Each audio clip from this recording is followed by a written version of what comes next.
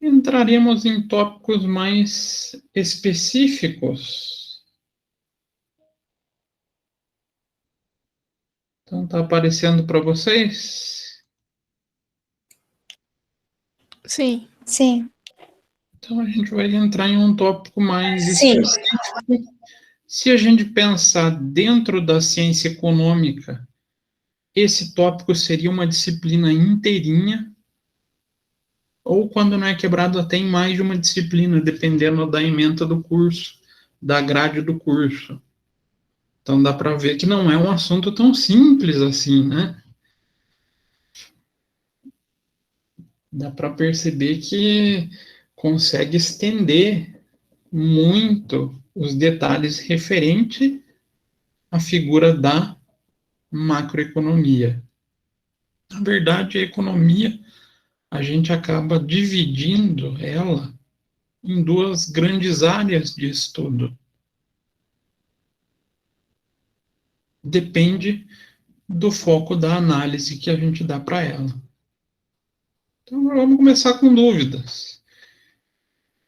O que vocês pensam quando vem notícias como essa? PIB britânico acelera no terceiro trimestre e encolhe em outubro. O Japão gasta 89 bi para defender ien. Desemprego na zona do euro cresce e atinge 16 milhões. A Argentina tenta correr corrida ao dólar no país. O que tem de relação entre essas notícias? Problemas internos de um país? Hã? Problemas internos de um país?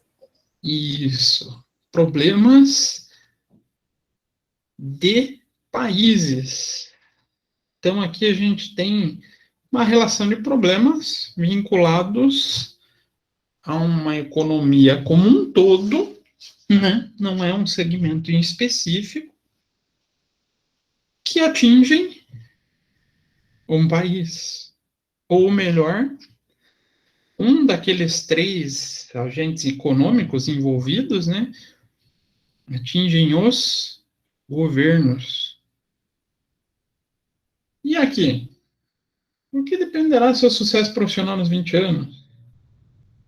Se terá muitas ou poucas ofertas de emprego após a sua graduação de vocês? Que leva uma empresa à falência ou leva ela a contratar mais funcionários? Tem relação essas perguntas com as anteriores aqui? Com as notícias anteriores? Com certeza. Por quê? Aqui não está falando mais só da gente? Não, mas pra gente ser empregado tem que ter emprego, né? E o Hum, emprego depende, de certa forma, do Estado. aqui, então, a gente tem uma relação como esse agente econômico Estado conduz os problemas, não tem? Então, se o governo não faz um bom controle, pode ser que eu não tenha emprego no futuro. Então, a macroeconomia tem relação tanto com a sua forma de gerir problemas, quanto o resultado reflexo para a população.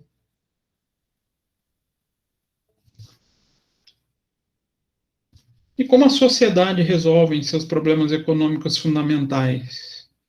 O que produzir, quanto produzir, como produzir, para quem produzir?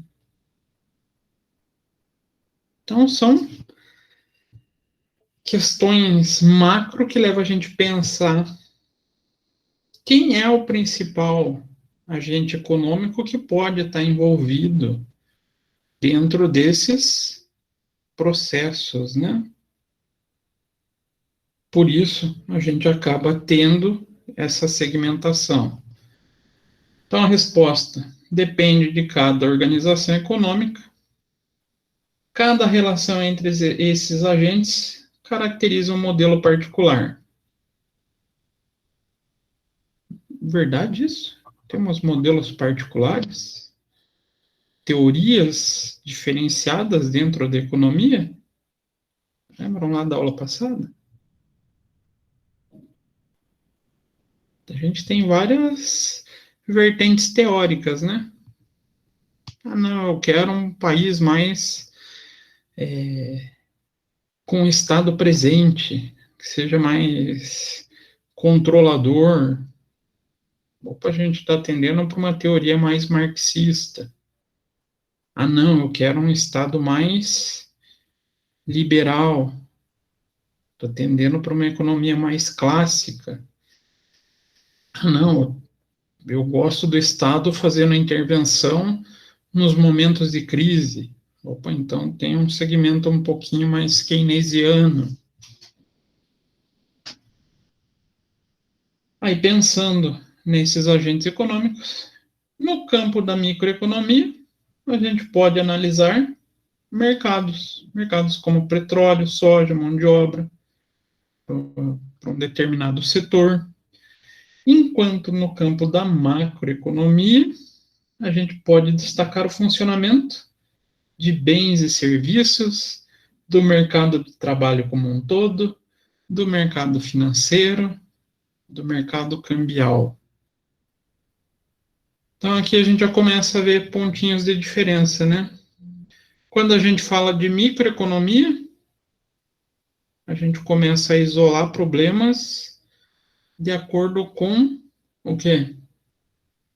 Vertentes menores. Analisar a economia do país não vai se encaixar nesse contexto, né? Mas se eu analisar um determinado... vou fazer a estruturação no mercado de agronegócios do Brasil. Aí a gente já começa a partir para a microeconomia. Mas então, como que se define cada uma delas? Microeconomia. Preocupa-se com a eficiência na alocação dos fatores de produção, as quantidades de bens e serviços ofertados, demandas e os preços absolutos e relativos a bens e serviços. E a otimização dos recursos orçamentários para cada um dos agentes econômicos. Então, aqui, a gestão está mais relacionada ao quê? Não é a segmentos de produção?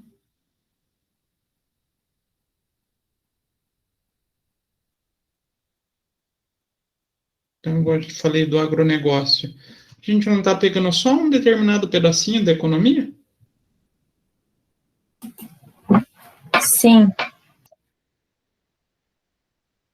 Então, a microeconomia, ela tem essa função da análise de como um setor, um determinado... não seria um grupo, eu ia puxar a palavra grupo, mas não é bem grupo, mas de como uma determinada área da economia está funcionando. Já a macroeconomia, que é o que a gente vai começar a discutir hoje, estuda o comportamento da economia como um contexto global, como um todo. Então, dos fenômenos econômicos abrangentes, como o nível de preço, inflação, desemprego, política monetária. Então, a gente pode pensar que a microeconomia está dentro da macroeconomia? Sim. De certo modo, sim, né? Para poder fazer o estudo dos fenômenos como um todo, a gente precisa entender como setores estão funcionando. mas não necessariamente as decisões dentro da macroeconomia podem ser pensadas voltadas apenas para setores. Então, todo o processo de planejamento macroeconômico tem que ser pensado na economia como o seu todo. Então, é o processo mais complexo de ser lidado dentro das ciências econômicas, dentro do ambiente econômico. E que, se mal feito, vai gerar prejuízo ou vai gerar problemas para todos os agentes econômicos envolvidos, todos, sem exceção. Então, para a população, para os fornecedores do trabalho, para os capitalistas ou para o dono do capital, que são as empresas, e para o próprio governo, né? Então, para fazer esse controle, existem algumas ferramentas. Agora, vocês já se pensaram como deve ser difícil a vida de um ministro da Economia? Não falando que a vida do ministro da Economia, do Paulo Guedes, é difícil, é de qualquer ministro, de qualquer lugar. Pensar em políticas para a economia conseguir funcionar como um todo. Será que é um papel fácil? Acho que não, né? Deve ser bem difícil.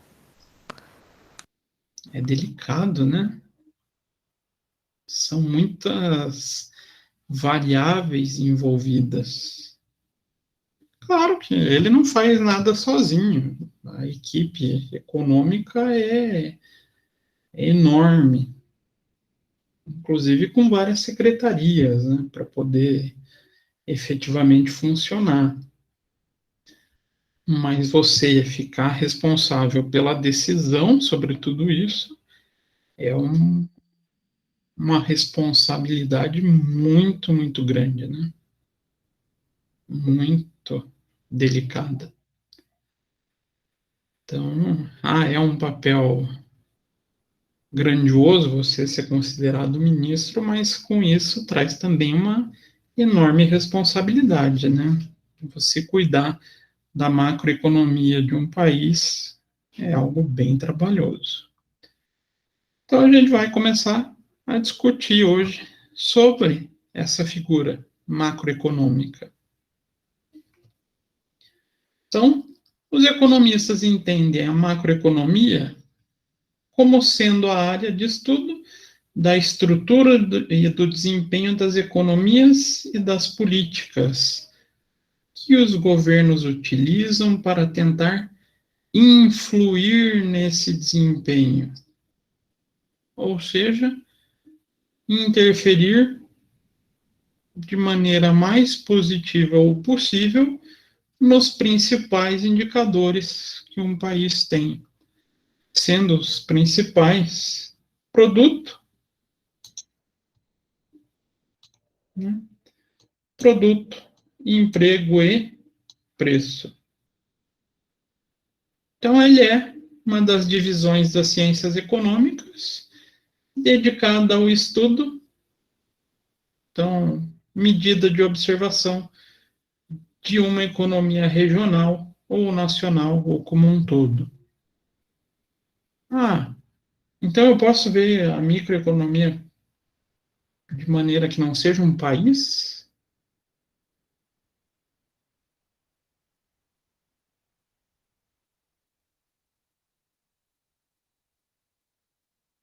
O que vocês acham? Eu acho que pode ser uma empresa.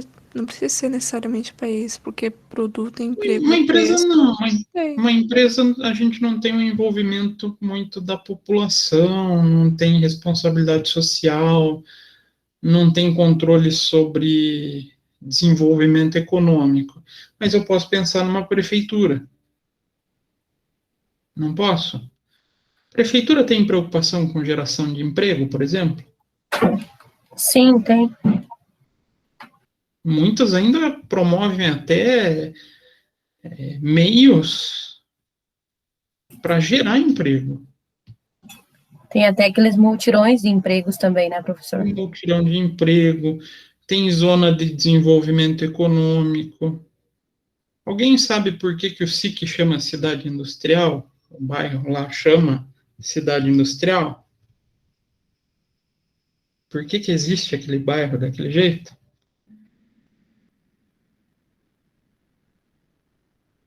Sabe, não? Eu não, nunca nem fui pra lá. Nunca nem foi pro SIC? Não. Não sei por que do nome, professor. Por que do nome?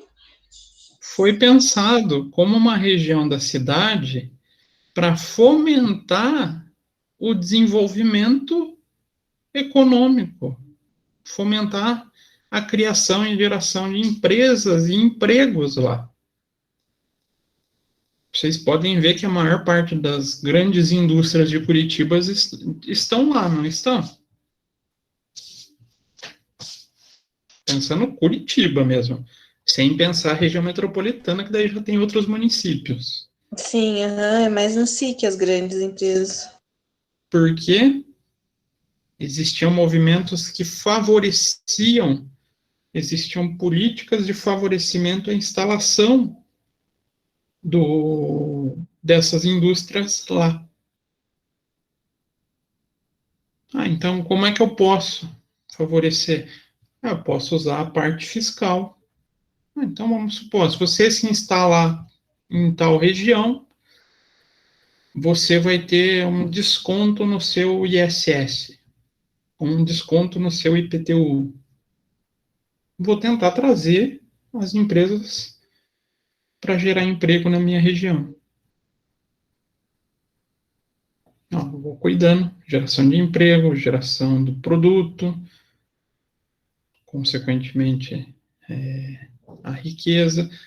Tenho que tomar um certo cuidado com a inflação. A inflação acaba sendo uma política mais federal do que regional, né? Mas em todas as prefeituras a gente pode pensar isso. A gente tem também a nível estadual? Tem. Políticas de desenvolvimento da economia num contexto de uma região um pouco maior como os estados. Então a gente pode pensar no Brasil nos três níveis do governo executivo, né, do segmento do executivo, que é o responsável pela estruturação da política macroeconômica. Então, a macroeconomia ela tem a função de estudar bens e serviços, trabalho, então geração de trabalho, dinheiro, o monetário, títulos, divisas, tá? Para ir falando várias outras. E quem começou falando sobre a área macroeconômica da maneira que está consolidada hoje foi o Keynes, em 29. Por isso que ele tem aquela política intervencionista, né? Diferente do clássico e do neoclássico, onde se preza que o Estado tenha intervenção mínima. Keynes, ele preza isso, né? Que o governo faça parte da economia. Então, hoje a gente acaba não conseguindo fugir muito, mesmo que eu queira ter uma economia 100% aberta, 100% liberal, ainda existe a influência da teoria keynesiana dentro dessa forma de funcionamento de todos os países, né? Até os mais liberais possíveis têm a influência dos países. Então, as teorias, por mais que sejam desenvolvidas de maneira diferente, na prática elas acabam sendo aproveitadas em conjunto, né? A gente pega o que tem de melhor de cada uma e utiliza. Então, a macroeconomia vem auxiliando. Como o governo pode participar nesse desenvolvimento econômico? Então, uma definição, mais uma, né? Trata da evolução da economia como um todo, analisando a determinação e o comportamento dos agregados econômicos. Aí uma relação mais completa. O que são esses principais agregados? Renda, emprego, produto nacional, o tal do PIB, o próprio desemprego, o investimento, qual a capacidade de atrair investimento, estoques de moeda. Nossa, estoques de moeda, professor? Será que existe estoque de moeda no Brasil? Além da nossa própria moeda?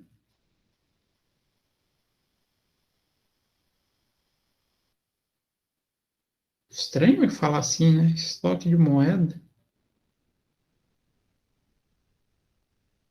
Existe. Estoques de moeda. A gente vai ver mais para frente, quando a gente chegar na política cambial. Vocês vão entender a importância desse agregado. A poupança, nível de poupança dentro de um país, taxas de juro, volume ou consumo, balança de pagamentos. Esse aqui também é bem importante, tem muita relação com esse cara aqui, né? O que é a balança de pagamentos? Muitas vezes a gente não é acostumado a ver o nome balança de pagamentos. A gente costuma ver mais o termo balança comercial. O que é a balança comercial?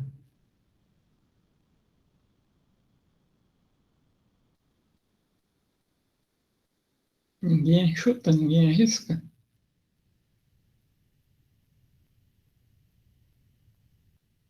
Relação. Eu A acho gente que pode falar. seria. Calma. Eu acho que seria algo relacionado a bens e serviços, né? Eu vi isso faz muito tempo. É bens e serviços, mas no caso na relação com outros países.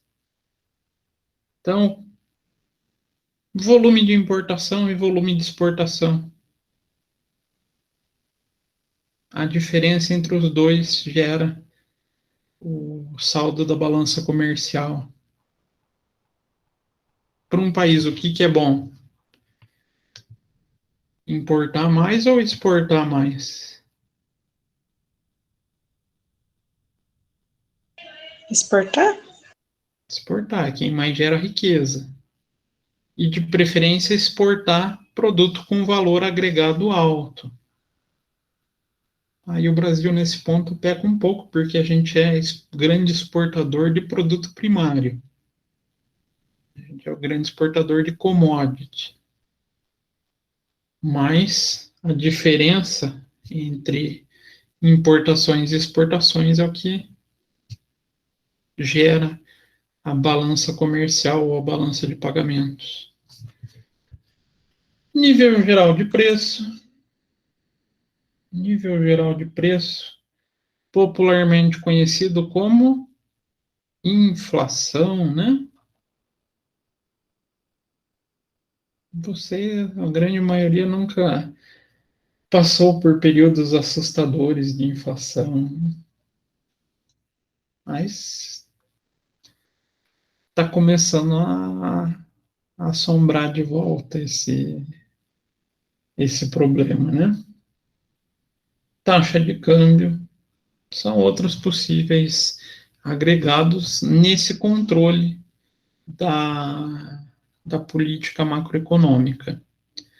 Então, a negligência do comportamento das unidades econômicas individuais porém permite estabelecer a relação entre os agregados e a melhor compreensão da interação entre eles. Então, a macroeconomia não é que ela negligencia, acho que negligenciar fica uma palavra um pouco pesada.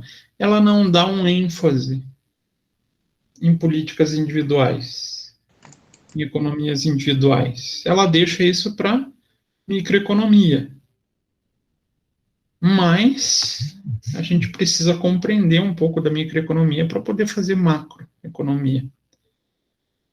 Então, a macroeconomia, o foco é entender como esse contexto amplo desses fatores econômicos trabalham, funcionam.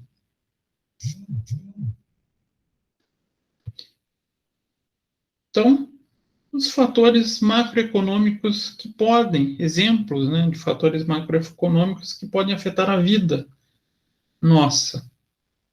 Vamos ver se vocês vão concordar. Os executivos que planejam a demanda por seus produtos devem fazer estimativa com rapidez com que a renda dos consumidores vai crescer.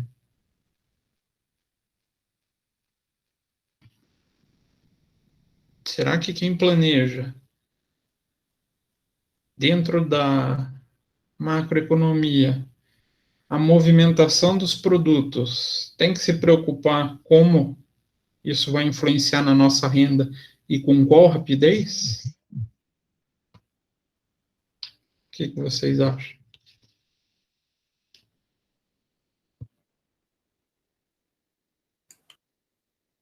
Acho que sim, né? Porque é a gente que compra o produto.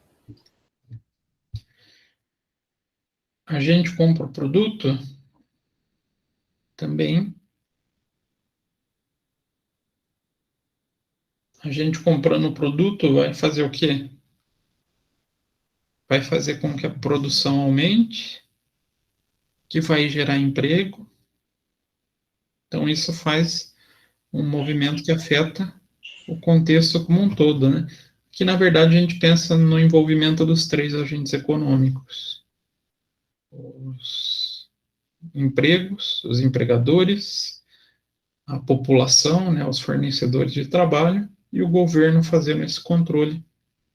Outra situação, os idosos que vivem com renda fixa se preocupam com a velocidade que os preços sobem.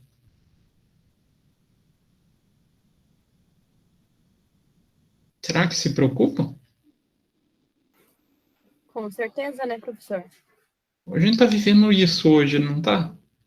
Sim, Não os vê preços estão lá em milhões de cima. reclamações? Hã? Os preços estão lá em cima e os salários, às vezes, cada vez mais baixos, né? E o idoso que vive com fixo? Muitos Não vivem dá lá para comprar os próprios remédios. com salário mínimo, ou com 2 salários, com uma renda fixa. Começa a ver o seu rendimento estabilizado aqui, o preço vai subindo, vai subindo. Isso vai afetando a vida desse idoso, não vai? Vai. Não só do idoso, mas também como pessoas produtivas, né? Pessoas que estão no ambiente produtivo, porque o salário não sobe da mesma maneira, né? Pelo menos hoje.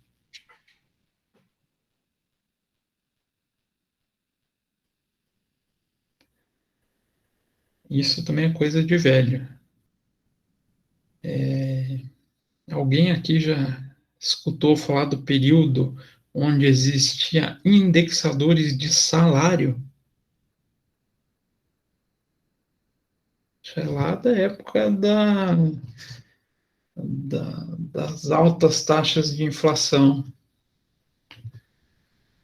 Vocês sabiam que já existiu essa política? Indexador de salário? Sim, foi na época do Collor, né? Na época do Collor já existia, né? Acabou sendo implantado antes, mas veio até o período Collor, né? O que acontecia com o salário? Ele tinha um indexador de reajuste também. Olha que legal, né? Parece uma coisa tão boa. Todo mês você tinha um aumento. Seria legal de ver isso. A gente Pena que tava... não, Um aumento, mas daí tudo aumentava junto, né? tudo aumentava Exatamente. junto. Era justamente para conseguir equilibrar tudo Os meus isso. pais contam bastante isso, de que antigamente, um mês lá, por exemplo, eles ganhavam R$ 1.000, né? Daí no outro ganhava mais, só que esses R$ 1.000 já não era o valor dos R$ 1.000. Uhum. E o engraçado daí eram as corridas ao mercado, né? Recebia, era correr para o mercado, para poder comprar, porque no outro dia a tua capacidade de compra já caía de maneira drástica, porque os preços já iam lá para cima. Tudo isso é efeito de políticas macroeconômicas. Os trabalhadores desempregados buscam emprego com a esperança de que a economia irá melhorar e que as firmas irão contratar. Parece que eu falei uma frase dos dias de hoje, não parece? Sim, principalmente depois que a pandemia acabar. É o pensamento que o povo está vivendo, né? Muita gente desempregado, só que as políticas macroeconômicas não estão tão favoráveis à esperança. Essa esperança vai depender de quais ações serão tomadas dentro da política macroeconômica, para ver se fortalece ou acelera a, a geração de riqueza e de emprego, ou se vai permitir que continue desalinhado. Muita linha tênue para mexer, né? Então, todos nós somos afetados pelas condições de economia. Não é uma realidade isso? Então, se alguém toma uma decisão lá no governo federal, no governo estadual, ou até na prefeitura, a sociedade como um todo pode sofrer o reflexo, seja benéfico ou seja o maléfico, né? O benefício ruim não existe, né? O, o resultado ruim. Então, a influência dos fatores econômicos sobre a política evidencia principalmente em épocas de eleições presidenciais. Não aparece muito isso quando a gente quer falar de eleição? Muitas vezes a gente passa 2, 3 anos sem prestar muita atenção nas políticas econômicas. A grande maioria da população é assim. E só vai ter noção, ou só vai ouvir falar disso quando chega período eleitoral. Por quê? Quem que é o principal responsável pela macroeconomia de um país? Não é o presidente? Sim. Com a função do auxílio do ministro da Economia. Então, o período que a gente mais escuta falar é esses períodos eleitorais. Então, a política econômica fornece tema principal de debate entre candidatos. Sempre a gente vai ver um bloco desses debates destinado a políticas econômicas, para que a população tenha noção de como um determinado candidato pretende conduzir essa macroeconomia. E a situação da economia tem forte influência nos resultados das eleições. quem promete uma política mais consolidada, ou que até teoricamente ofereça resultados melhores à população, tem uma tendência a colher mais votos. Não é isso? Ou não, né? É que pra gente, né, pra gente Brasil, isso é uma coisa tão estranha, né? Não funciona, né? Parece que a gente tá vendo o setor das mentiras. Mas isso não é só Brasil, tá? Se a gente pegar qualquer economia, qualquer país, qualquer eleição presidencial, vai ter um foco ou uma parte das discussões voltadas para a economia. Como cada candidato pretende conduzir a economia, assim como saúde, assim como educação. E na maioria dos países isso é levado a sério, né? O Brasil é que a gente vive de maneira meio surreal, né? Com muitas vezes com falas meramente eleitoreiras, né? Não pode falar assim. Até na última, a guerra do preço do botijão de gás, quem lembra disso? Parecia uma corrida para ver quem falava que o botijão de gás na sua gestão ia custar menos. Gente, não é tão simples assim. Falar, não, o botijão vai custar X. Não, isso é uma afirmação leviana. Aí é promessa eleitoreira, não tem nada de realidade. Então, o Brasil é que a gente sofre nessas campanhas, né? Então, não estudamos macroeconomia apenas para explicar os fatores econômicos. A gente também busca aperfeiçoar a política econômica. Então, a macroeconomia não é só para conseguir mostrar o funcionamento do país, mas sim conseguir mostrar, analisar o que está acontecendo e propor melhorias. Propor controles ou formas de atuação que trabalhem de uma maneira melhor. Aí vem o grande papel da macroeconomia, né? A proposta de políticas econômicas, visando o desenvolvimento dessa região. Por isso que é uma visão meio bem keynesiana, né? A interferência do Estado dentro da economia, como que ele pode intervir da maneira que melhore o contexto econômico como um todo, para todos os agentes econômicos, para que ninguém seja prejudicado. Tem suas restrições de pensamento, a gente sabe disso, mas ainda é a forma de estruturação prática da maioria dos países que a gente tem espalhado pelo mundo. Agora, o que são as principais preocupações, então, da macroeconomia? Citei essas 4. Estabilidade de preço.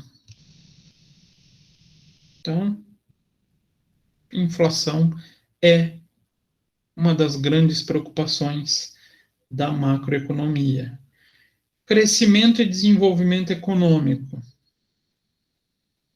é outra grande preocupação da macroeconomia. Desemprego e a distribuição da renda.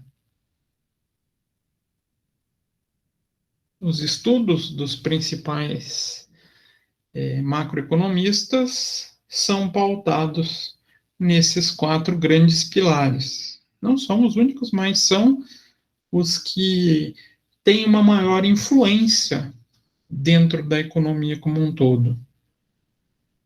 Então, estabilidade de preço, a inflação. Então, um aumento contínuo e generalizado do nível geral de preço.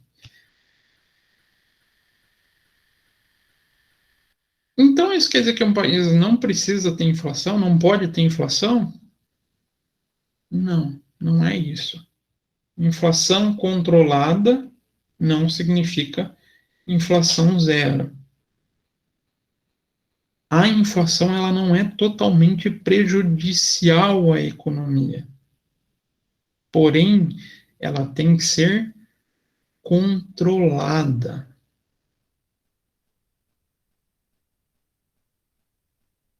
Por que a inflação não pode ser zero? O que acontece com inflação zero? Acontece alguma coisa relacionada a essa figura aqui?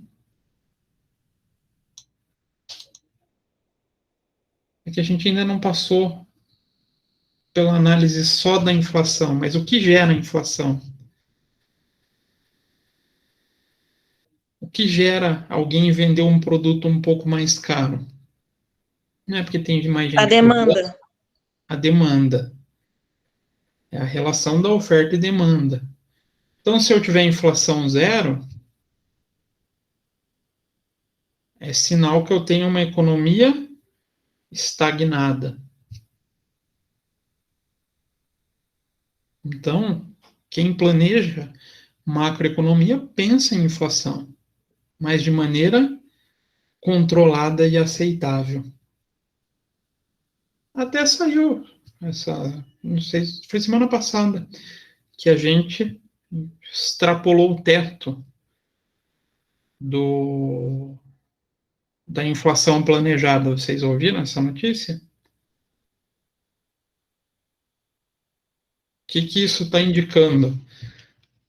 Nossa política de controle dessa inflação não está sendo eficaz, a gente está perdendo o controle sobre esse aumento de preços. Isso pode gerar consequência. Então, passou do que era considerável controlado. E inflação alta acarreta distorções, principalmente em quem é da classe baixa. Não é verdade isso? Pobre sofre com a inflação? Com certeza. Muito, né? E também sobre expectativas. Quem tem dinheiro para colocar em um país com inflação, será que coloca? Será que investe? Será que não investe? Será que eu, consumidor dentro do país, faço planos para fazer um consumo maior? Ou eu começo a ficar com uma expectativa mais baixa de desenvolvimento? Eu, pessoa, né? Eu, comprador, eu, gerador de recurso através do trabalho e consumo, vou criar também essa expectativa ruim.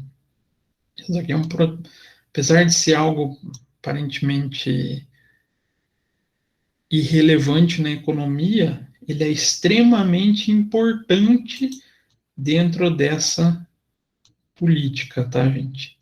Expectativa é um fator importantíssimo no controle de inflação. E hoje, pelo menos é a minha opinião, hoje é a maior dificuldade do controle da inflação, da maneira que o Brasil controla, do mecanismo que o Brasil adotou para controlar os preços. A gente tem os canais de política da transmissão monetária, e um deles é a expectativa. E quem vê o Brasil, a economia do Brasil, do jeito que está hoje, não cria boas expectativas e vai interferir nos outros canais. Eles chamam de canais daí. Mas isso a gente vai ter uma aula só para falar desses canais, que é bem legal, como uma influencia na outra, como que essa interferência entre eles gera inflação ou deflação. Então, como consequências da inflação, é a distorção na alocação de recursos na economia, perde-se a noção de preços relativos. Isso está acontecendo agora com o setor. Quem paga aluguel aí?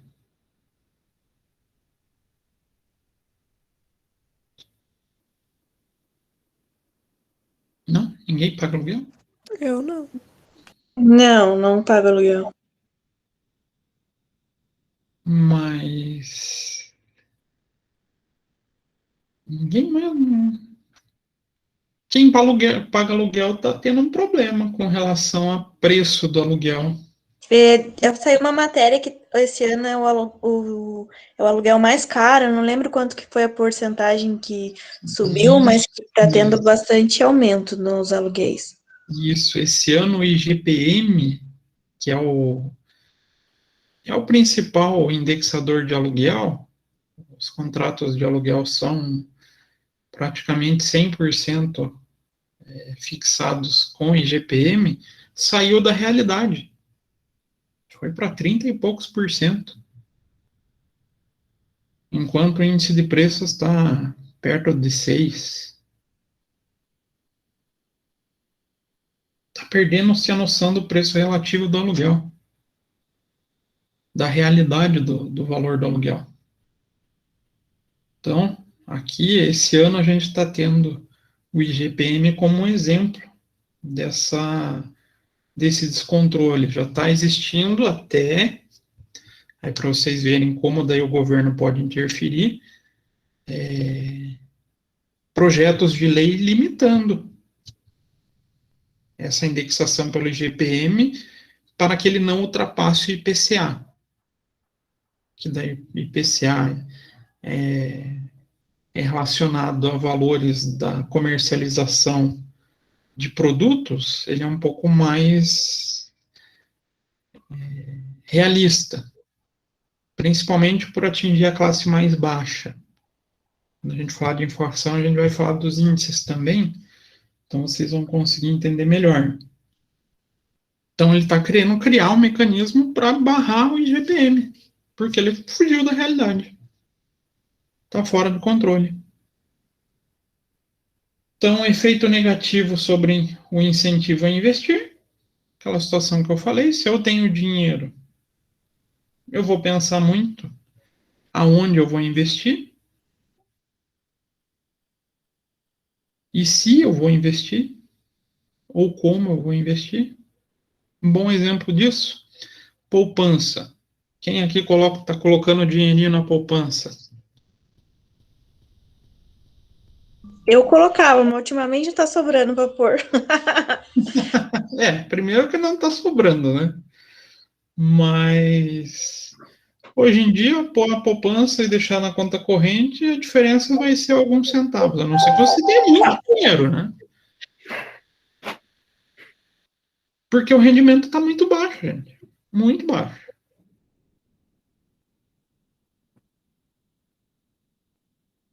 Então você começa a analisar outras propostas e às vezes isso pode te levar até colocar o dinheiro fora do país. Os grandes investidores fazem isso, né? Eles não têm fronteira com o seu dinheiro. Deve ser tão bom isso, né, gente? Você ter tanto dinheiro que você não se preocupa com o lugar, se preocupa com o que vai render. E também tem um efeito negativo sobre a distribuição de renda. Então começa a gerar aquele efeito de centralização de riqueza. Então quem tem dinheiro, a tendência é que fique cada vez mais rico e o pobre vai cada vez ficando mais pobre. É o que a gente está vivendo hoje, né?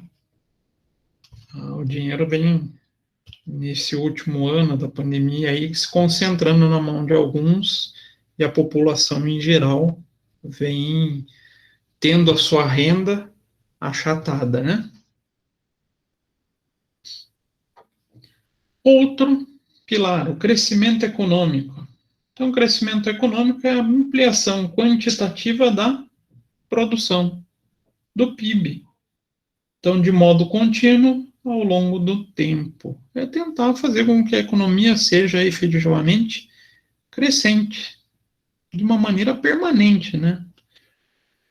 Agora a gente vê muito povo falando de economia que teve reduções e voltou a crescer, até saiu. Ai, Brasil, sempre piada, né? Do tal do crescimento em V do Guedes, que não é em V, né? Não está crescendo nada, mas tudo bem. Mas a ideia é que o crescimento seja contínuo num país. As políticas macroeconômicas têm que favorecer esse crescimento contínuo. Então, se existe desemprego e capacidade ociosa, então o governo pode aumentar o produto nacional por meio de políticas econômicas que estimulem a atividade produtiva.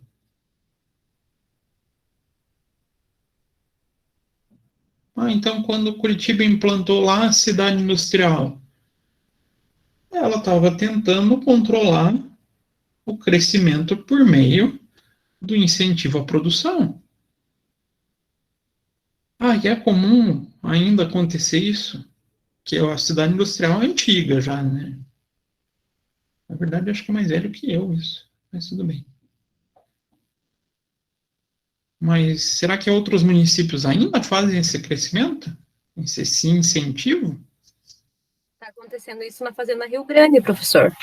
Tá, o que eles estão fazendo? Tem bastante empresas se mudando para lá. Tem até um bairro industrial. Inclusive, tem várias empresas internacionais lá. A Sumitomo é uma delas. É uma delas, está crescendo bastante, né? Mas por que ela mudou para lá? Será que tem algum benefício? Eu acho que sim. Tem. Mais barato lá, né? Se viver. A produção lá se torna mais barata por causa, uma das ferramentas é tributo. E porque a cidade está crescendo ainda, né?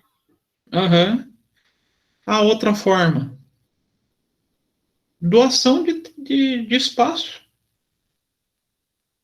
Então, tem lugares onde os municípios não têm como flexibilizar a tributação, então ele cede terreno. Alguém consegue pensar numa situação assim? Tem uma grande montadora aqui, não em Curitiba, né, mas na região de Curitiba, que ganhou o seu terreno. Só que daí foi do governo do estado, não foi das prefeituras ou da prefeitura. Foi a Renault? A Renault. Ela teve um belo do incentivo e um deles foi a doação do terreno para construir sua fábrica. Então, nessas grandes empresas que têm mais capacidade de geração de renda e emprego, claro que são mais, não vou falar vítima, mas mais beneficiadas por barganhas. Elas têm mais ofertas de benefícios para que elas se instalem em uma determinada região. Isso pode valer, inclusive, para países, tá? Então, vou beneficiar você para se instalar no meu país. Montador é muito comum isso. Muito comum. Então, no entanto, feito isso, há um limite à quantidade que se pode produzir com os recursos disponíveis. A gente tem sempre o limite máximo produtivo que a gente pode atingir. E o aumento do produto exigirá aumento dos recursos ou avanço tecnológico. Então, o país tem que investir também, ou a região tem que investir em avanços, em desenvolvimentos de recurso e tecnologia, para conseguir suprir esse limite produtivo, para que ele seja alcançado e até ultrapassado, né? Coisas que nem sempre funcionam tão bem. E o desemprego? O estudo sobre o desemprego. Desemprego, número de pessoas que não têm emprego e que realiza um esforço para obter. Então as medições de desemprego podem ser distorcidas? Vocês já escutaram falar que ano passado as medições de desemprego estavam distorcidas?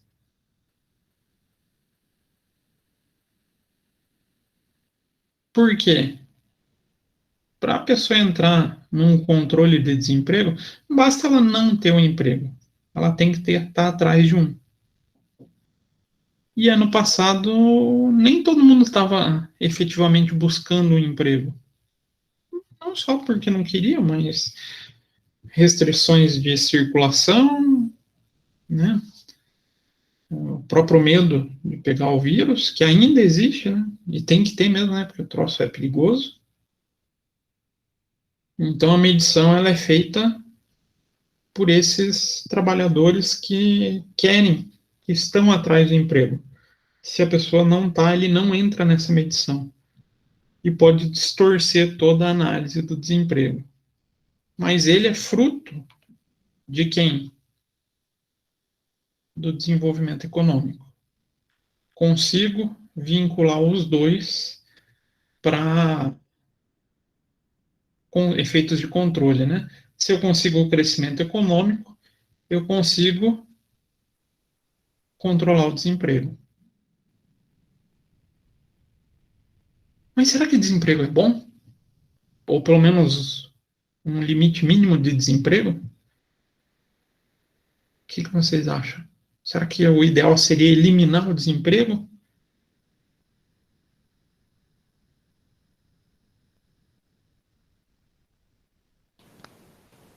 Acho que não. Se a gente pensar como ser humano, putz, o ideal seria eliminar, né? Pensar o lado humano da situação, a gente queria todo mundo trabalhando, com renda, vivendo feliz da vida. Mas se a gente pensa em crescimento econômico, existe, teoricamente, uma necessidade de uma faixa mínima de desemprego. Por quê? Novos desenvolvimentos só serão permitidos quando eu tenho mão de obra disponível para gerar esse desenvolvimento.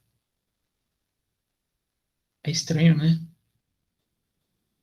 Um pouquinho complexo de pensar dessa maneira, um pouquinho desumano pensar dessa maneira, né? Mas o pleno emprego não é uma coisa que funciona. O pleno emprego considerado pelos governos é com a taxa mínima de desemprego aceitável. Então, a taxa de desemprego, porcentagem da população ativa que está em condições de produzir e que está sem a possibilidade desse desenvolvimento.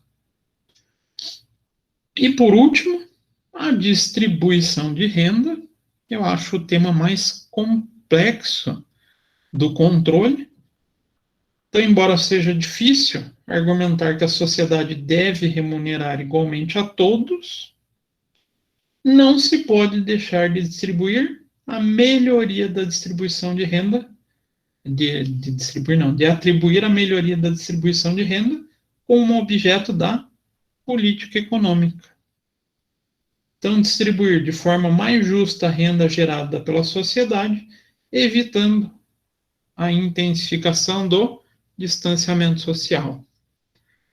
Por que, então, que a gente tem que buscar essa aproximação? A igualdade a gente sabe que não funciona, não dá certo. A teoria plena lá do socialismo ou da base econômica marxista, não funciona. Mas esse distanciamento também não é bom. Por quê? Quem são os grandes consumidores? Não é a população? Sim, os pobres. Não são os pobres, é toda a sociedade. E se eu concentro a renda na mão de poucos, o que vai acontecer com o consumo? Os Diminuir. muitos não vão conseguir comprar, não é? Os pobres, né? Se o pobre está cada vez mais pobre, a tendência dele é que ele vai consumir menos. Não faz sentido isso? Faz, quase realidade. É bem a visão da nossa realidade, né? Hoje está acontecendo isso. O pobre está diminuindo sua renda, está conseguindo consumir menos. Isso faz com que os produtores consigam vender menos e vai diminuir a produção. Diminuindo a produção, faz o crescimento diminuir, gera desemprego, tem todo o problema reflexo nessa distribuição de renda. Então, o ideal é que a política de controle macroeconômico também busque essa distribuição um pouco mais igualitária, dando condições de consumo a todas as classes econômicas. Esses pilares são um pouquinho delicados no dia a dia? Ou não? Não é tão fácil. Se fosse fácil, a gente não A estaria gente não teria acontecendo nada. problema, né? É. Se fosse fácil, não tinha problema. É muito delicado, gente. Muito complexo. E como que o governo faz para controlar tudo isso? As chamadas políticas econômicas. Aí política não é do cenário político que a gente está acostumado, mas sim das definições de como cada controle econômico vai funcionar. Então, a política macroeconômica envolve a atuação do governo sobre capacidade produtiva, produção agregada e despesas planejadas, demanda agregada, com o objetivo de permitir à economia operar no pleno emprego. Opa, lembrando, pleno emprego é todo mundo 100% empregado?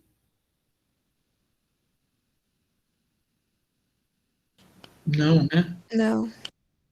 A situação do pleno emprego teórico 100% não existe.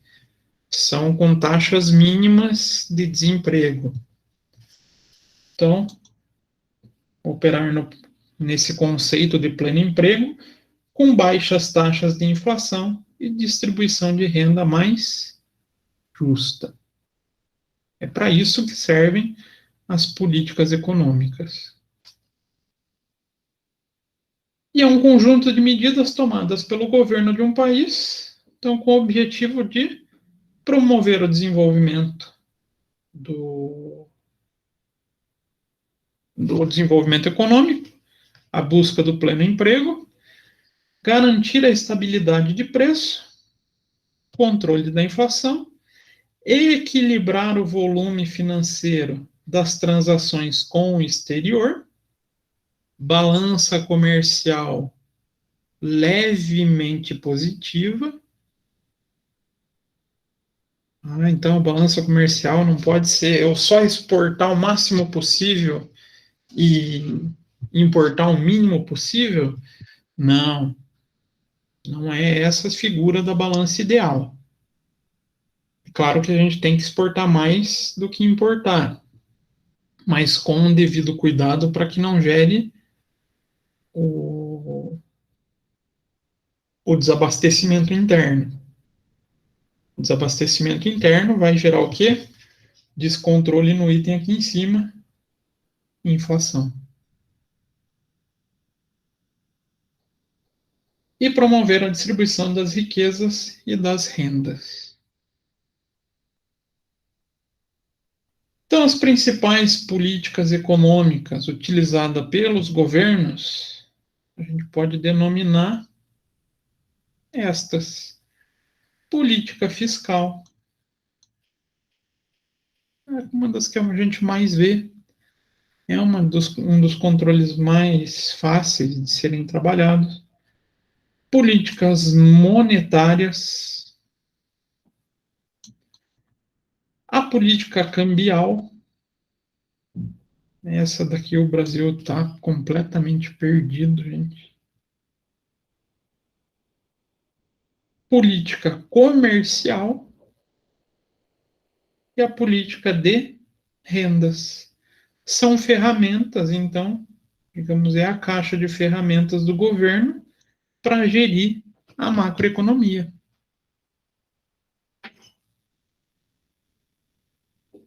Começando, então, pela política fiscal. O que ela é?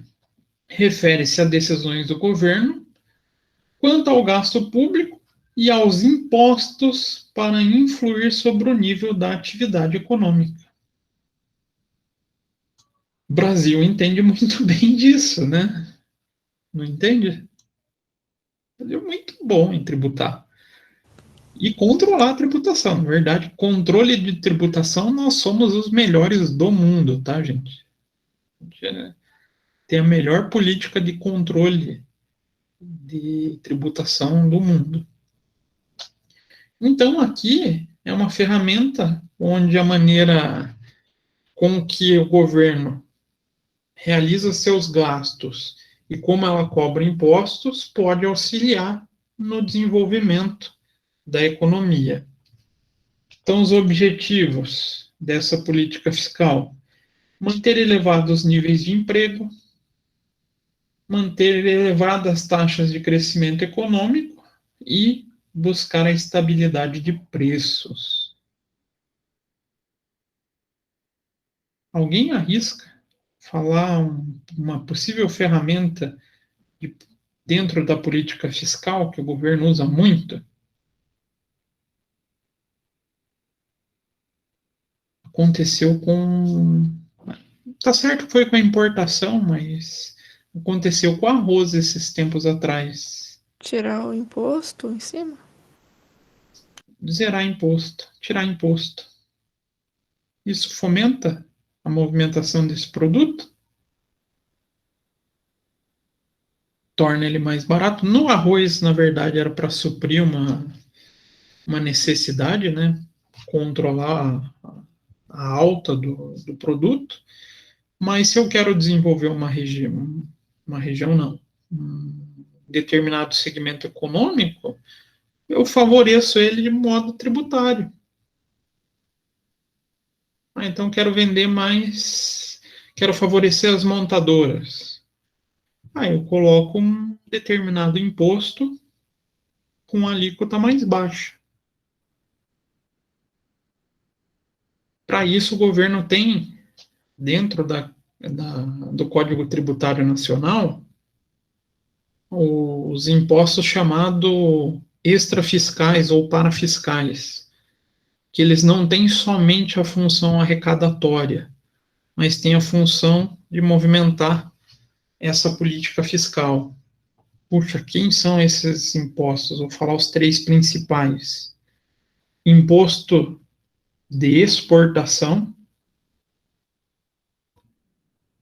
imposto de importação e o imposto sobre produtos industrializados, o IPI.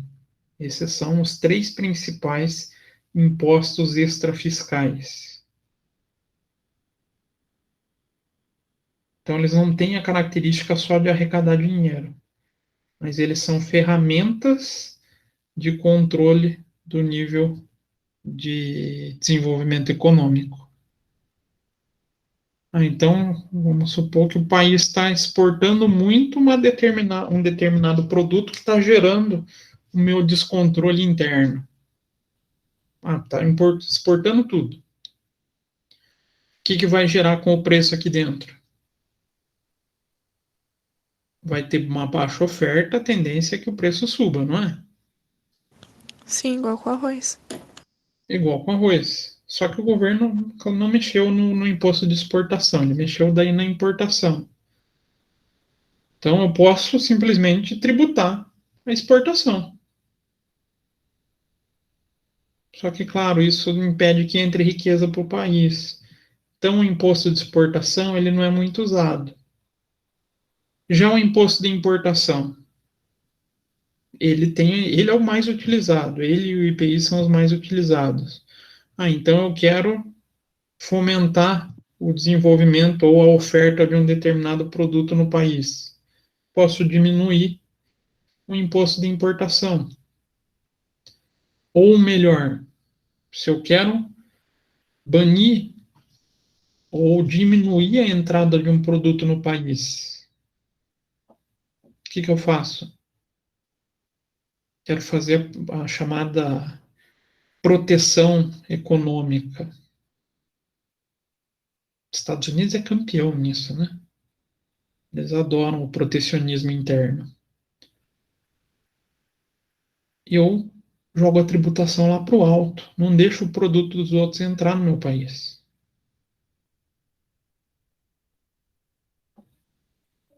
Então ele tem essa ferramenta de controle.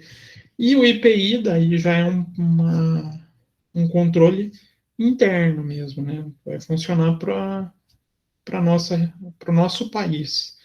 Então, se eu quero fomentar uma determinada categoria, eu diminuo o imposto sobre produção, consequentemente, o produto vai custar mais e o povo vai conseguir consumir mais. A teoria da política fiscal ela é muito bonitinha, né? Muito bacana de trabalhar. Mas a gente tem que ter um certo cuidado quando está lá no controle, porque a lei de responsabilidade fiscal exige um certo cuidado nisso. A lei de responsabilidade fiscal, ela proíbe a renúncia fiscal. Eita, meu Deus do céu, o que é isso? O que é renúncia fiscal? Eu não posso simplesmente deixar de recolher uma determinada renda prevista. Não posso simplesmente falar, não vou recolher o IPI dessa categoria, a, a minha origem de recurso, a minha fonte de recurso vai diminuir, mas está tudo bem. Não, isso é uma renúncia fiscal, isso é um crime de responsabilidade fiscal. Ele vai ter que achar outra fonte de renda para cobrir isso. Complexo, daí começa a se tornar um jogo complexo de onde tirar e onde colocar. Se eu tiro o imposto de alguém, alguém vai ter que suprir isso. Então, a gente tem algumas travas também no Brasil dentro da política fiscal. Então, a gente pode ter política fiscal expansionista, o governo continuará contribuindo para aumentar a demanda, estimulando o consumo via aumento de gasto público, a visão mais keynesiana possível, o governo fazendo contratações, fazendo novas obras, consequentemente gerando emprego e desenvolvimento da economia, ou pela redução da carga tributária.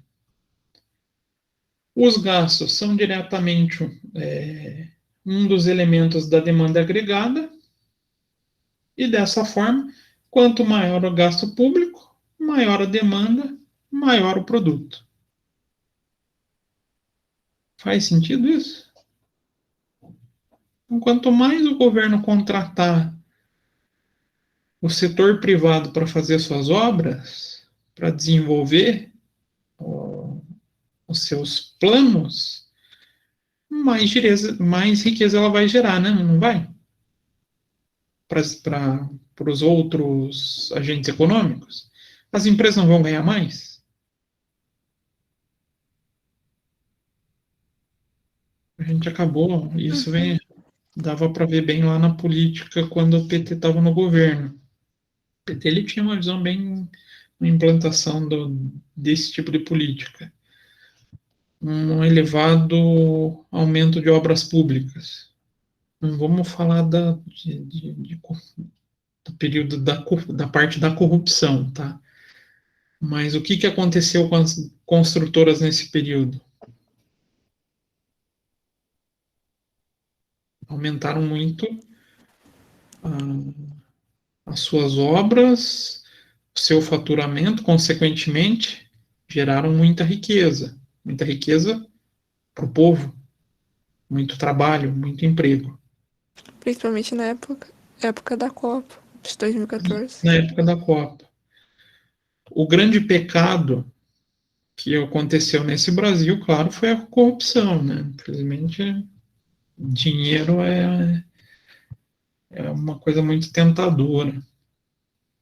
Mas a ideia em si, se todo mundo tivesse uma índole 100% honesta, esse tipo de política é expansionista, né? Favorece o desenvolvimento. Mas aí a gente é Brasil, a gente tem nossos pequenos, vamos falar assim, poréns. Então, assim, se a economia apresenta tendência para aumentar o nível a queda do nível de atividade, o governo pode estimulá-la também cortando impostos ou elevando os gastos. Se o governo vê que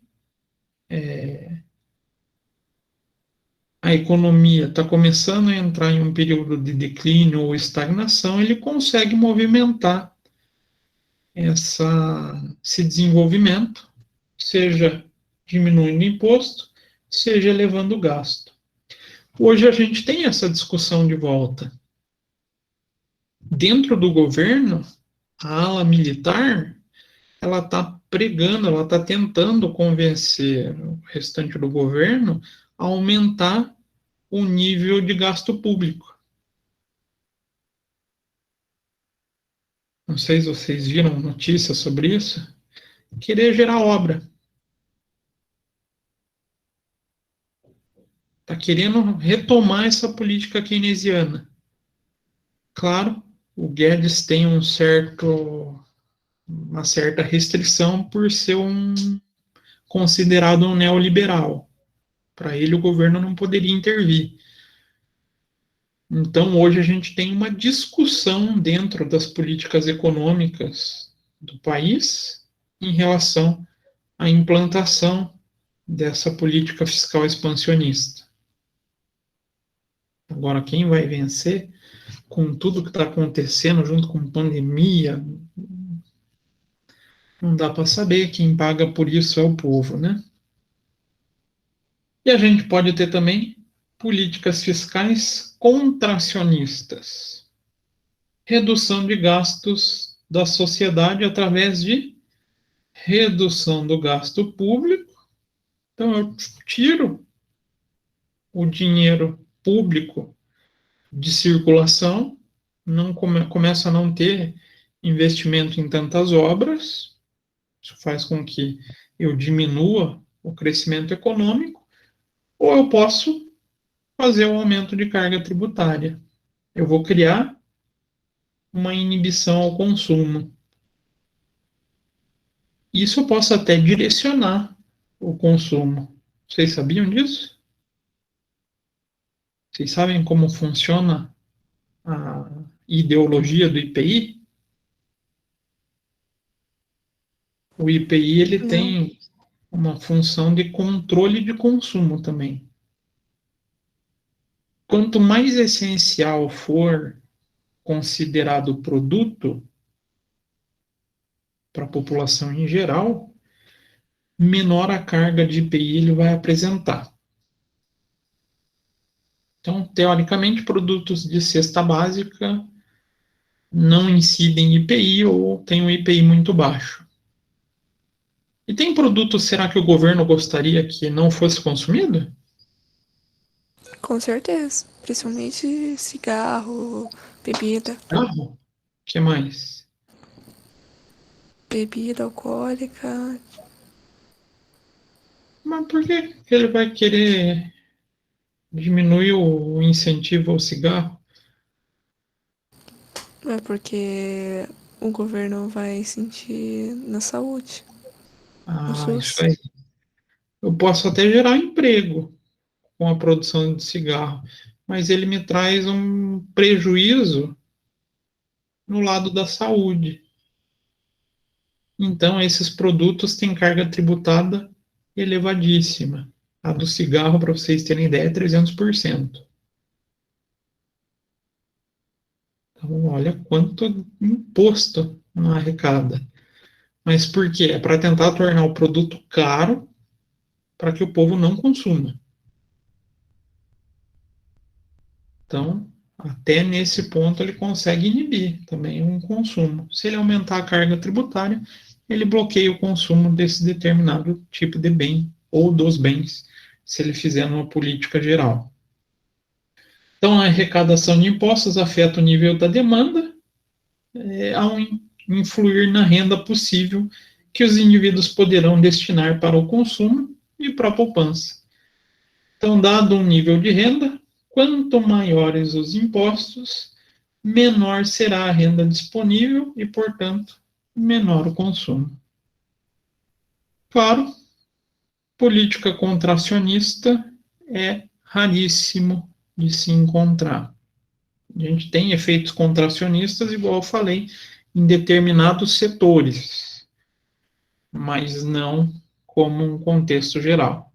Na aplicação geral, a tendência é encontrar em todo e qualquer país políticas fiscais expansionistas.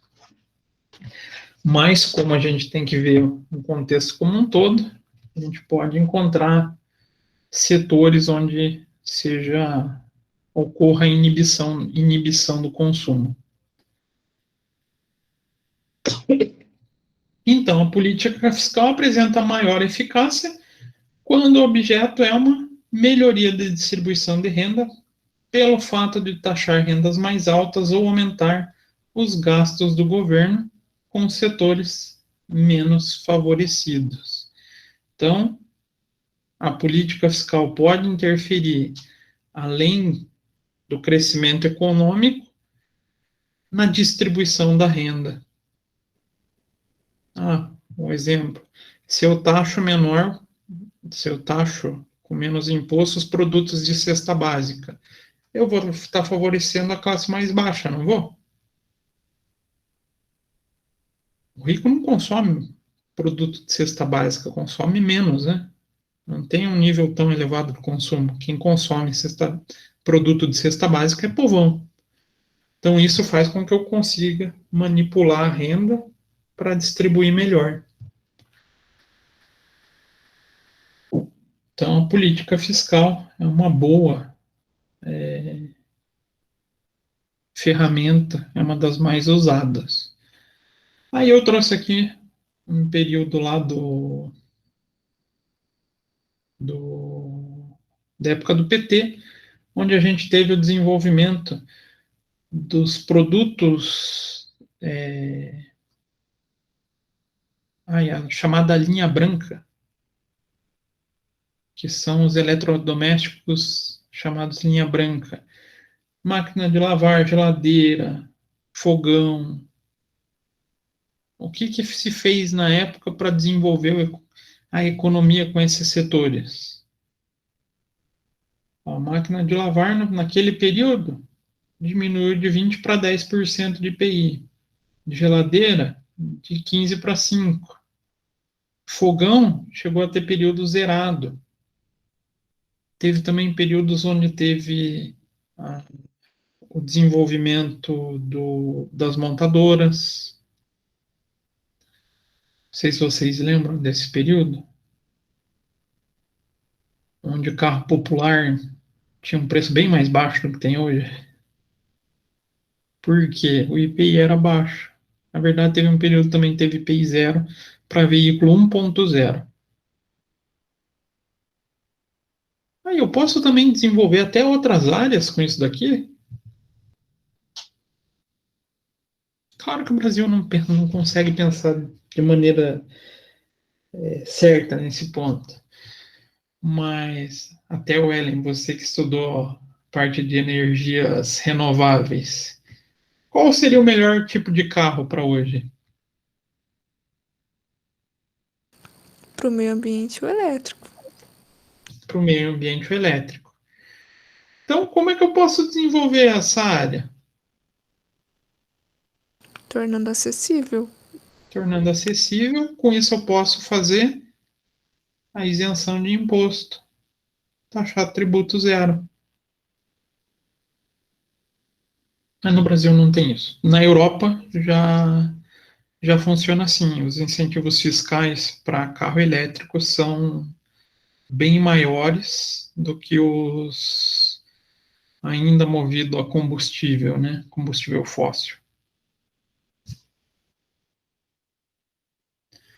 Outro segmento, política monetária. Esse é o que alguns países erram, que é o que eu falei lá do caso da Venezuela. Está emitindo moeda. Então, é a atuação do governo sobre a quantidade de moeda, de crédito e de taxa de juros. Então, é uma política de curto prazo, com o objetivo de estabelecer um nível geral de preço. Então, olha, oferta de crédito, taxa de juros, moeda, tudo isso para fomentar o controle da inflação. Os instrumentos que são utilizados dentro da política monetária: controle do volume de emissão de moedas. Emito muita moeda. Segue a lei da oferta e demanda. Muita moeda faz com que o dinheiro faça o quê? Valorize ou desvalorize?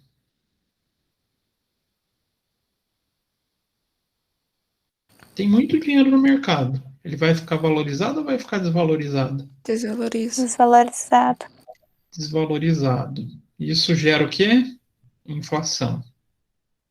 Então, o governo tem que saber o nível de emissão de moeda em momentos certos e momentos onde ele para de emitir moeda. Até a grande discussão do auxílio emergencial era que algumas mentes brilhantes falavam: por que não só não emite moeda e distribui para o povo? Porque não vai adiantar. Eu vou emitir moeda, vou distribuir para o povo e essa moeda vai perder o valor. Não vai sanar o problema e eu vou gerar um segundo problema, que é o aumento da inflação.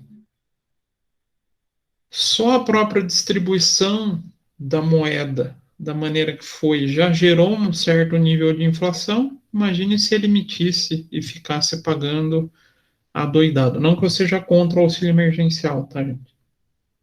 Mas é que exige muito cuidado nesses momentos.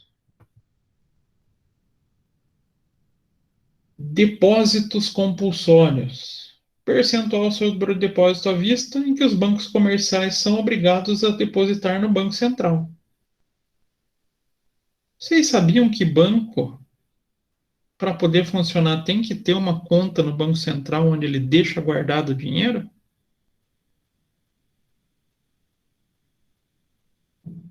Sabiam disso? E que esse dinheiro ajuda a fomentar o crédito e o desenvolvimento social? Eles são obrigados.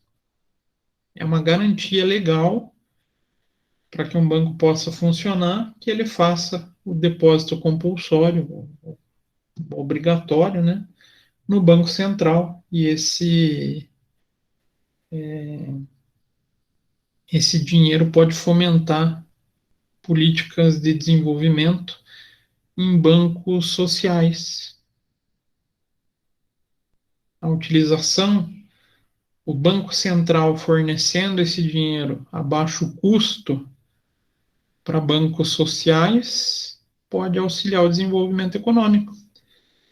Quem que são os bancos sociais? Alguém conhece algum?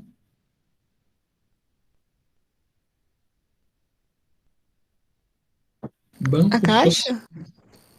A Caixa, ela é um caso à parte, porque ela é um banco comercial e um social ao mesmo tempo. Porque ela tem política de desenvolvimento implantada pelo governo, já que ele é um banco estatal, né? Mas ele também tem suas características de banco comercial. Mas ela sim é um banco social. Alguém lembra outra? O do Brasil. Que também é estatal, né? Sei lá, então. Geralmente o banco social ele é estatal. Geralmente não, eles são estatais. Quem lembra do BNDES? Aí esse já é só social, ele não tem cunho comercial. Ah, ele faz o fornecimento de crédito com taxas melhores, né? Principalmente se for para o desenvolvimento. Às vezes, em determinadas situações, ele nem cobra juros. Olha que legal, né? Se você mostrar para o BNDES um bom projeto de desenvolvimento, esse recurso eu vou pegar e eu vou conseguir gerar riqueza e desenvolvimento social, ele nem cobra juros. Então, esses depósitos compulsórios ajudam nesse desenvolvimento. O open market, então compra e venda de títulos públicos. O governo precisa de dinheiro para manter suas políticas, né? Não precisa? E como que ele consegue dinheiro? Só com arrecadação? Ou ele pega emprestado?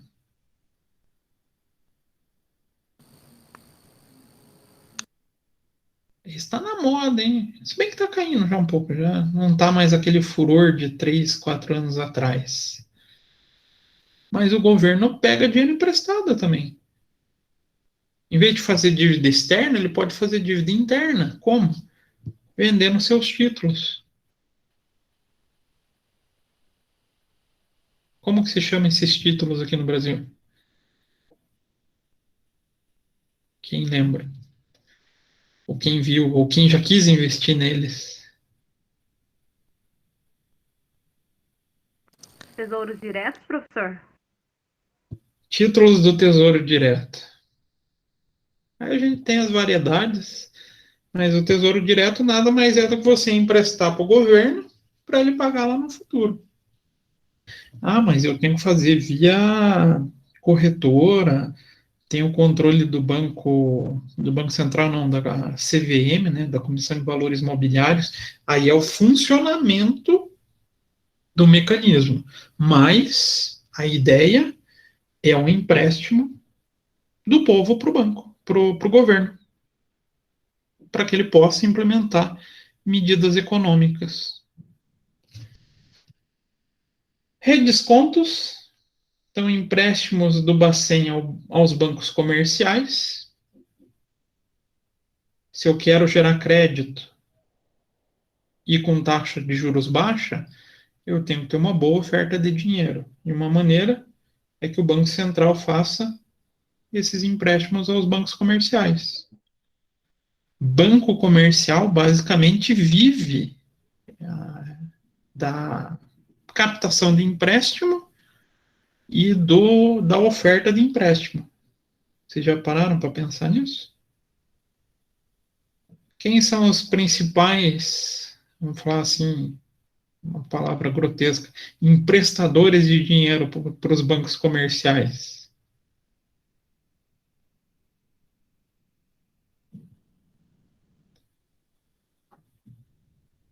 Quem está com, mesmo que seja R$ 10, com dinheiro na conta corrente lá, quem de vocês tem?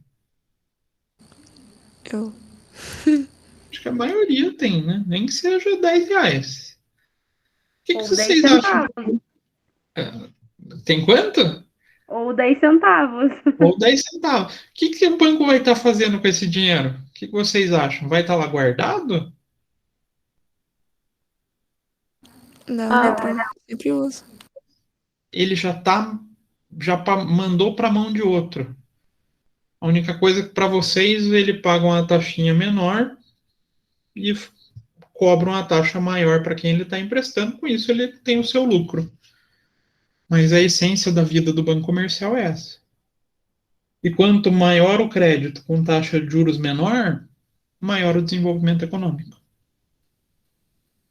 E a regulação sobre crédito e taxa de juros. Então, posso fazer o controle dessa oferta de crédito ou redução de crédito e da taxa de juros com as políticas monetárias. Bom exemplo para a taxa de juros é a taxa Selic, que é a taxa básica, onde os operadores de crédito se baseiam para tomada e oferta de crédito.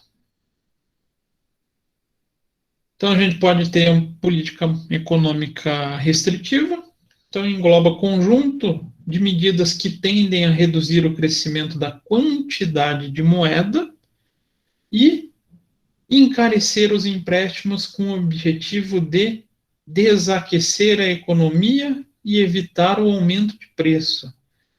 Nossa, então ele pode tentar tirar a moeda do mercado? Se eu quero deixar o dinheiro caro, lembrem-se aquela situação da oferta e demanda. Muito dinheiro, deixa o dinheiro barato. Pouco dinheiro, deixa o dinheiro caro. Se eu quero deixar a oferta de crédito caro, eu tiro o dinheiro de circulação. Ah, como que eu consigo? Aqui, ó, depósito. Depósito, não emito moeda, começa a ficar menos moeda circulando. Bacana. Vai desaquecer a economia e não vai ter aumento de preço, não vai ter não vai ter essa elevação de preço. Porém, restringe o crescimento econômico.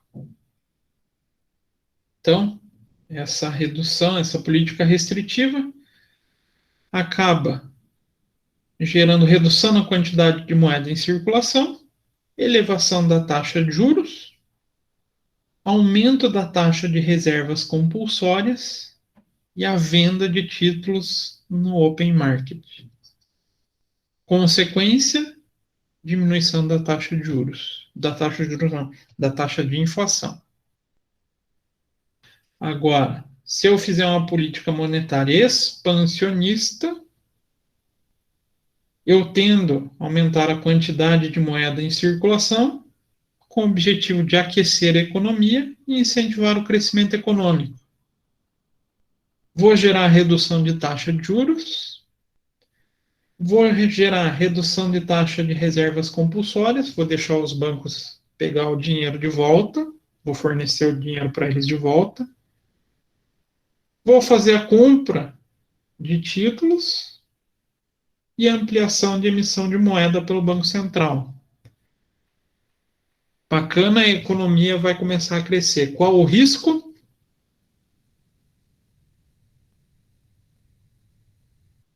Aumento da taxa de inflação. Então, a política monetária ela é muito delicada.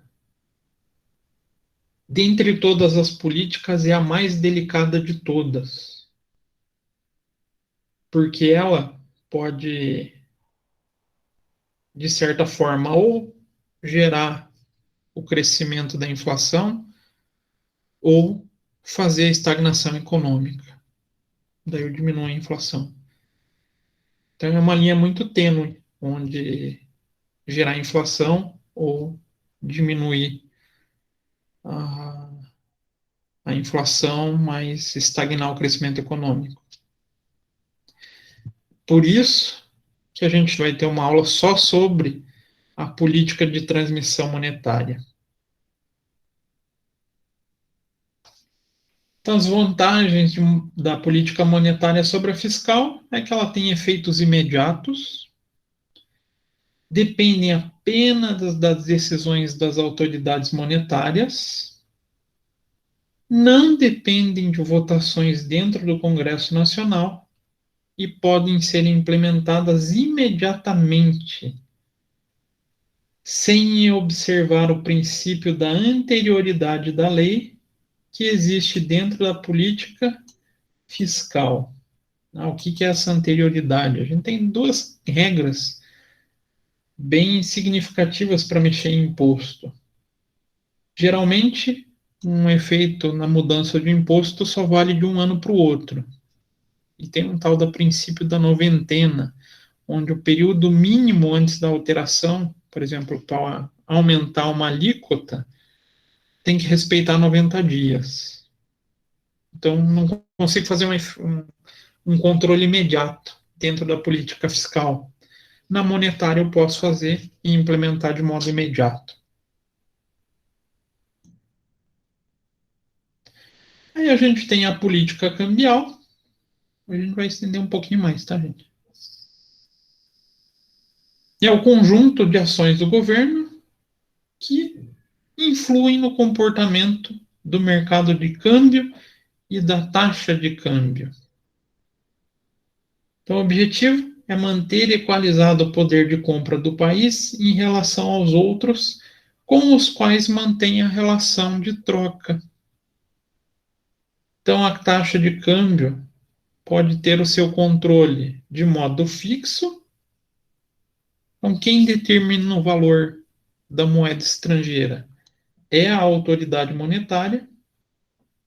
O dólar vale R$ 2.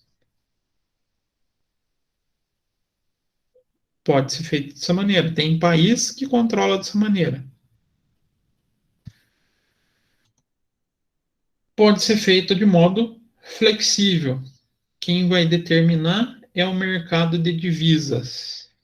Então, a oferta e demanda de uma determinada moeda dentro do país. Não, tem muito dólar entrando no Brasil. Opa, se tem muito dólar entrando no Brasil, muita moeda vale menos. Não, tem pouco dólar. Opa, pouco dinheiro, esse dinheiro vai valer mais. Por que o dólar está alto agora?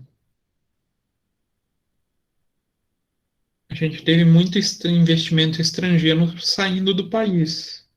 Foi o período que a gente teve mais saída de recursos estrangeiros. Isso faz com que o dólar aumente. Se bem que eu acho que vocês vão cansar para a gente falar da política cambial, que ainda tem bastante coisinha para a gente ver. Acho que eu vou encerrar na política monetária. Na próxima aula, a gente vai falar sobre a política cambial. A gente vai ver que a política brasileira não é bem desse modo, ela tem uma característica mista, vamos falar assim. E a gente vai falar da política comercial e da de renda. Mas da de renda eu tenho um comentário a fazer. Então, para não desgastar vocês tanto, vamos até a política monetária. O trabalho de vocês é fazer uma pequena pesquisa sobre a política de renda. Está lá no AVA, eu coloquei o que vocês vão ter que pesquisar sobre a política de renda. Vai favorecer um pouquinho na hora da gente fazer a discussão do assunto. Por isso que ele nem estava nesse slide aqui. Se vocês. Não, eu acabei descompartilhando. Mas ele nem está no slide. Porque a gente vai conversar sobre ele depois que vocês já se prepararem para o assunto. Mas aí a gente vai falar das duas políticas que faltaram também. É pro dia 23, né? Pro dia 23, que é sexta que vem, né? É. Então, vocês, teoricamente, já vão ter vindo para a aula pesquisados, né? Teoricamente, né? Porque tem gente que deixa para fazer depois da aula. Mas eu coloquei hoje a Tá no prazo, até meia-noite dá pra fazer. Quem joga com a regra, como se diz, com o livrinho de regra embaixo do braço, tá no prazo. Mas aí vocês já vão vir com um pouquinho de bagagem sobre a política de renda, vai ficar mais legal a discussão. Agora, comentário aos navegantes. A gente teve alunos que entraram posterior ao início das aulas, né? E como vocês estão no primeiro período, tem toda a ambientação com AVA, eu acho AVA chato pra dedéu, tá, gente? Nem devia estar gravando essa parte, mas agora já foi. Pode ser que vocês deixaram algum trabalho para trás, alguma atividade de frequência para trás. Eu vou deixar aberto até o dia 28, para que vocês coloquem a vida em dia. Não sei se do pessoal que está na turma tem alguém que precisa pôr a vida em dia, vai estar liberado para todo mundo fazer a organização da vida. Ai, professor, muito obrigada. Eu sou Eu sou uma dessas que precisa. Obrigado nada, gente. Depois vocês vão ter que mandar uma caixa de bombom aqui para casa. Eu mando uma cervejinha. Eu tô brincando, gente, tô brincando. Mas eu deixei até dia 28. Vocês se organizam, colocam o que está faltando em dia. Professor, os trabalhos que ficaram para trás também tem até o dia 28 para entregar? Beleza. Tem. Eu abri tudo. Tá bom, tá ótimo. Até o dia 28. Que é, já pensando, né? Pô, a gente já está vivendo esse período estranho, né? O legal seria a gente estar lá dentro da sala de aula, presencialmente, a gente daí está conversando. A dinâmica de sala de aula vocês estão acostumados, né? Porque todo mundo fez até o segundo grau dentro da sala de aula, né? Aí, de repente, a gente está no ambiente online, virou essa confusão.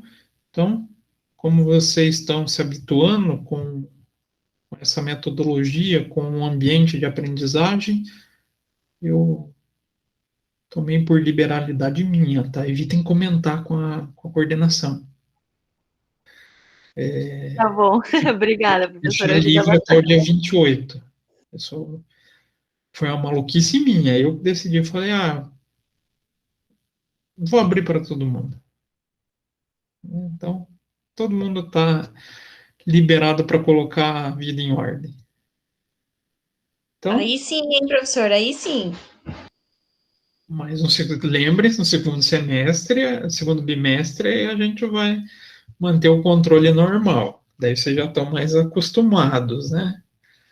É a colher de chá do começo do curso. Mas é só para... Tá amaciando o couro.